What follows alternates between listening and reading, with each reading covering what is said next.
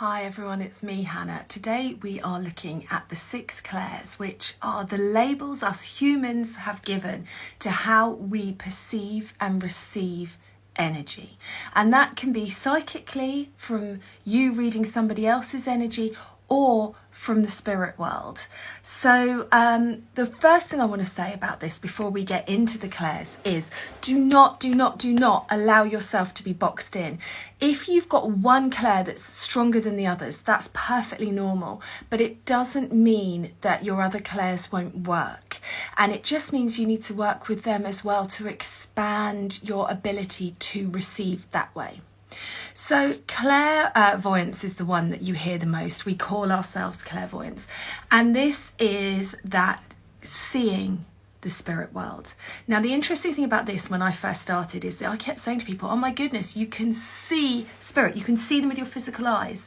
And for the majority of us, we can't. We can see spirit in our mind's eye. So it's often like a picture your imagination will bring up. It doesn't mean we're physically seeing them. I've seen energy moving. I've seen spirits walking in their light bodies, but never a full-blown apparition like I always expected, hoped it would be. Clairalience, which is smell, and this is one that your loved ones in spirit will often use just to remind you of them, because smell just takes you back in that moment, doesn't it, to where you were and that person and your memories with them. So smell is a great one, and that doesn't always mean you're physically smelling it. Sometimes it's like the memory of it. So if I was to say to you now, can you remember the smell of gingerbread, you would be able to imagine that in your mind, wouldn't you, what it smells like? It's often like that.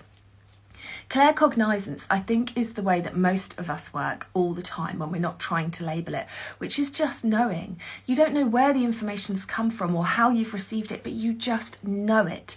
And it's the one that I use the most, but it's also the hardest one, because you want to label it and you want to know that you've seen something or you felt something and you just know it and you can't say how. Clairsentience is feeling, and this is a really great way of building that energy with the spirit world, is to feel the emotion and the presence that they are making you feel, and that will just propel you forward.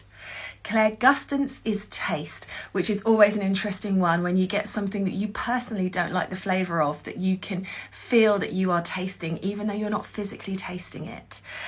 So that's another way to bring back those memories. And clairaudience, hearing the spirit world. And again, that is often your own voice in your own head rather than a separate apparition. I hope this helps.